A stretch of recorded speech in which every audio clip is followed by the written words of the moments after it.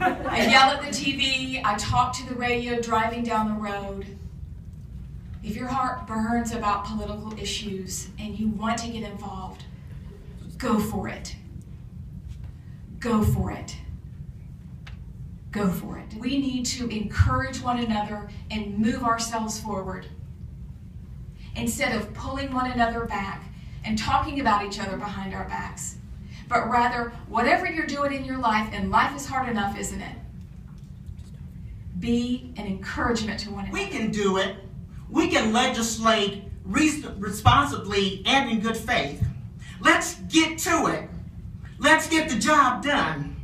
I'm willing to negotiate. I'm willing to compromise. I am pleased to stand by my friend from Maine as she described a plan which I think is pretty reasonable. So I think it's pretty sensible. That's the dialogue between women. That's how women work. That's how women roll, as you said. And every race I've been in has been different.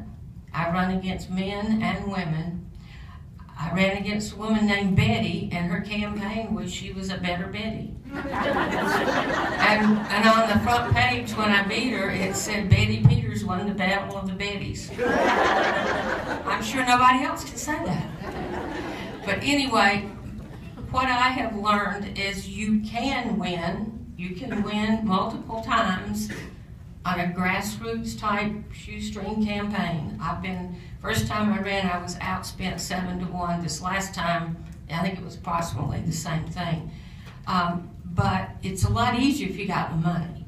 But if you can really define your issue and listen to people, and I set up a little think tank so I could get feedback from a wide range of people. If you listen to them and you do your homework, you can do it. And if anybody's interested or would be later on and needs just some tips on running a shoestring campaign, I'll be glad to help you. And I don't charge. I also am a seated councilwoman in Atmore, Alabama. The only woman in the council there in Atmore, Alabama. I'm very proud of it. When somebody wants something done, they call me. And the reason for that is I'm going to quote Margaret Thatcher. She said, "If you want something said, call a man. If you want something done, call a woman." And I thought, my goodness, this woman was so smart. But here's the facts, and most of it you've already heard. You've heard where we stand in the legislature. This is unacceptable, and we can do something about it. We have the power. I'm here to tell you, I ran against 2 men, and both of them were well known. I was not from the Atmore area. I was a transplant, but I got out there and worked my butt off. I went door to door. I called people. I was already a good beggar because I'm a registered nurse. I've been in the school system. I work for Red Cross. So I knew what it was like to get out there. I volunteered all my life. I was raised to volunteer, to be active, to put my voice out there, to be heard and seen as we should be. We must enlist the help we need. We're so accustomed to doing things ourselves, it's hard for us to ask for help.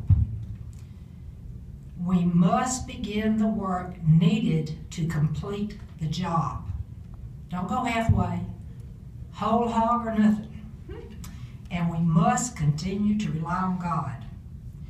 But foremost, we must put women in office in the state of Alabama. Thank you. We say things like, someone else will do a better job, I'm so busy, or I don't think I'm qualified, sometimes in the same breath while we're complaining about the incumbent.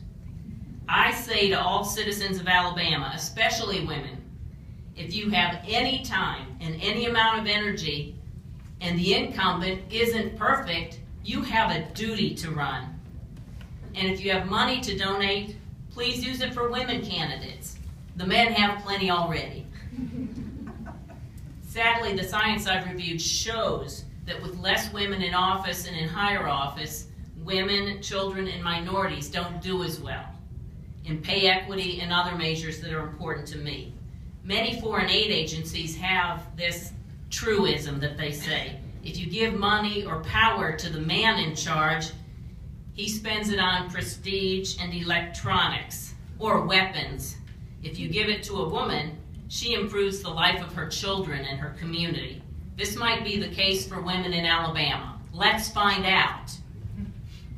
As the mothers and the caretakers, the nurses, doctors, teachers, educators, and with our own knowledge about inequality, what's happened to us, maybe we do pay more attention to health, education, and justice. I also understand right off, without even thinking about it, that we have to have role models. If there are no women in office, our daughters may not consider that career. A friend of mine just sent a Facebook picture of her 3 daughters standing in front of my yard sign and told me they all want to vote for me. I'm already a role model for them. And let me tell you about my youngest child. Her nickname from birth has been Madam President. You know what I mean. In 2008, she actually said, I don't want Hillary Clinton to win because I want to be the first woman president. She won't be old enough for 22 more years, ladies. Let's not wait that long. I work as an auditor now, full-time job, a full-time mom, and my husband decided to join the Army. So I'm usually at home with my son, or he's on my hip as I give a speech. But it's possible. And you know why I won't quit? Whether or not I win, I hope I win in November. Whether or not I win, I'll come again. And if I have another child, I'll have 2 of them on me. You know, if I have 3, I'll have all 3 with me, because I believe in this state. I believe we can get better. I believe we can do better. And I'm overjoyed right now because of all of you. You give me hope. So whether I'm 29 or 60, I'm going to keep trying. And maybe one day I'll win. And if not, maybe my children will try. So I hope that I inspire you guys. You definitely have inspired me. And I hope to get to all 67 counties again this year before November 4th. And thank you so much. I'm glad to be here. Thank you. Perfect opportunity, and those don't come. And yet we care. We want to make a difference in our environment. And so the first thing I really want to encourage everybody, I'm an early learning fellow, and I was in Minnesota a couple weeks ago. And there was a powerful story that we heard from a researcher on children who performed at 80% in their math skills. But their own teachers that work with them every day, when they were asked what they expected those children to perform, it was that 20% was the highest one, and it went down from there. We don't dream big enough. That's why we don't achieve. We wait for someone to open a door for us, and it's time to stop that. And there's a terrible commercial going on right now. It's about and or, and I don't even know what it's for because it doesn't make any sense. But for my point, it's about to make some sense, because women think that we have to choose, do I want to be a mom or have a career?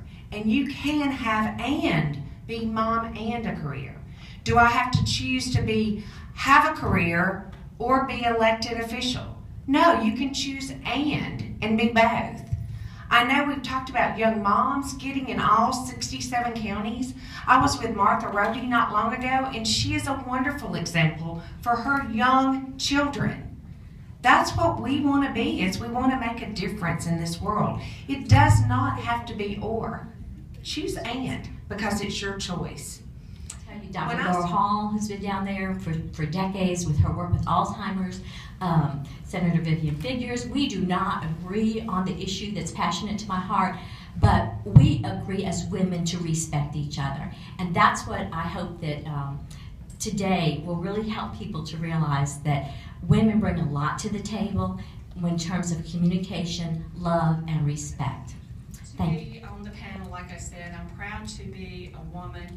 I'm proud to be running for state senate, and My opponent has been there over 40 years.